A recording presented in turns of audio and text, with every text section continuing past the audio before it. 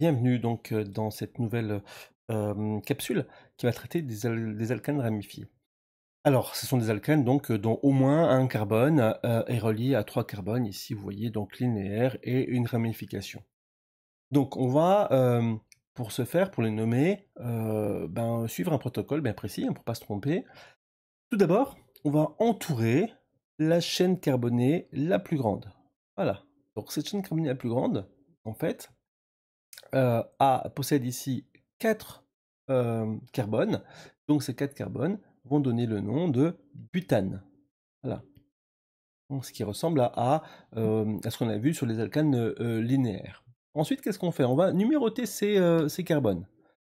1, 2, 3 et 4. On peut très bien numéroter dans l'autre sens. 1, 2, 3 et 4 pour savoir où se situe la ramification, mais on va ici dire qu'on va minimiser les numéros des carbones qui sont porteurs de la ramification. Donc, ici, pour le numéroter, qu'est-ce qu'on fait? On va choisir plutôt la numérotation verte. Pourquoi? Parce que elle minimise donc le numéro du carbone qui est porteur de la ramification. Voilà. Et que porte ce carbone? Il porte ce qu'on appelle un alkyle, et cet alkyle, il possède qu'un seul carbone, c'est donc un méthyle. Un méthyle. Donc il se situe où? Sur le numéro 2, deuxième carbone, d'accord? Et entre les lettres et les chiffres, on placera toujours un petit trait. Donc ici, on a affaire à du 2-méthylbutane. Ensuite, passons à l'exemple d'après. Donc, un petit peu différent. Vous avez ici toujours la chaîne carbonée la plus grande qui sera ici, donc pour 4 carbones du butane. Du butane. Là. Ensuite, on va numéroter. Donc là, a priori, ça a l'air d'être symétrique. 1, 2, 3, 4, ça ira très bien. Sur le 2 et sur le 3, vous avez deux groupements avec un seul carbone, donc deux groupements méthyle. Donc, méthyle.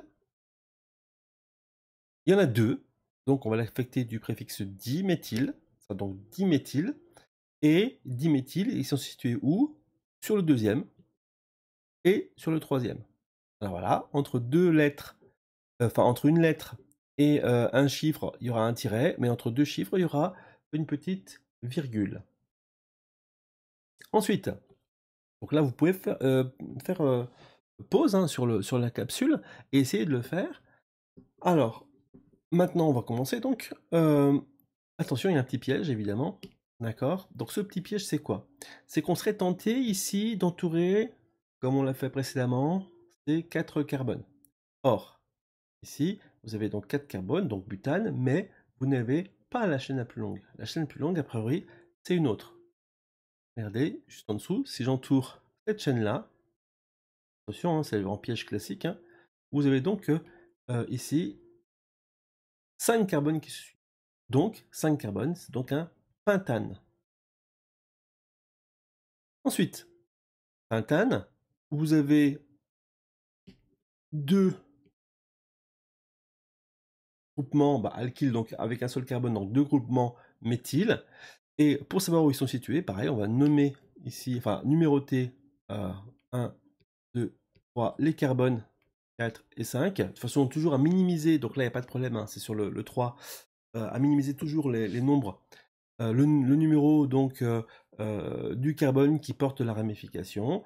Donc là, vous avez comme précédemment 2 méthyl, donc ce sera diméthyle. Voilà, diméthyle. Et ils sont situés sur le 3 et le 3. Donc on note 3,3-diméthylpentane.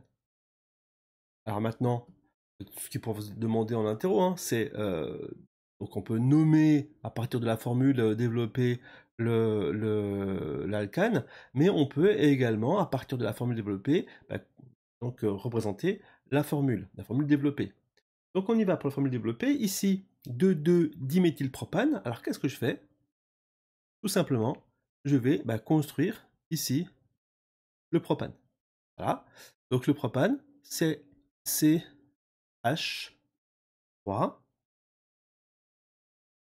CH3. Alors attention, j'ai ici, je n'ai pas placé ici les deux H. Pourquoi? Parce que j'aurai, a priori, comme vous le voyez ici, sur le deuxième carbone, donc 1, 2, 3, vous allez avoir deux groupements méthyl, d'accord, qui vont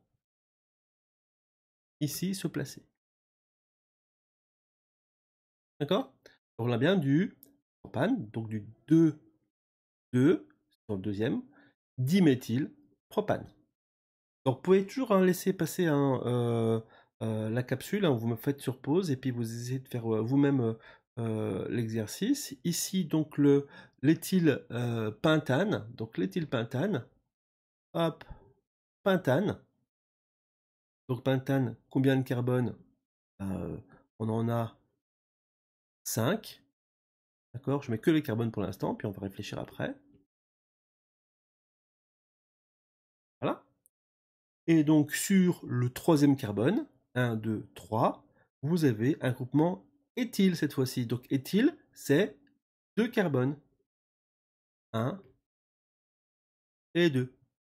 D'accord? Et maintenant il ne me reste plus qu'à compléter avec les hydrogènes. Donc là j'en ai 3, toujours pour avoir 4 liaisons autour du carbone. Donc là j'en ai 2, là j'en ai que 1, 2,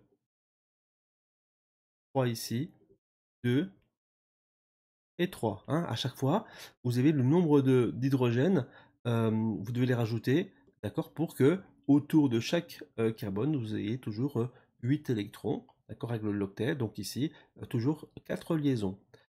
Et maintenant, pour le 2,4-diméthylpentane, donc je vais essayer de trouver un peu de place pour l'écrire.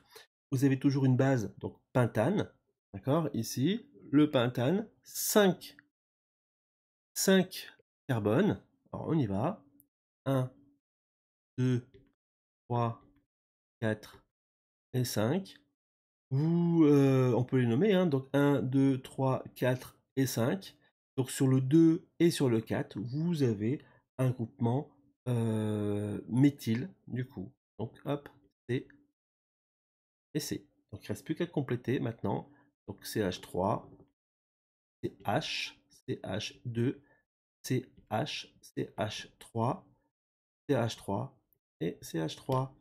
Donc, comme indiqué dans le document que je vous ai fourni, vous pouvez très bien vous entraîner sur les alcanes et sur, vous verrez toutes les autres fonctions, sur un petit lien, vous cliquez dessus et vous pouvez vous entraîner pour préparer tout ça. Voilà, au revoir.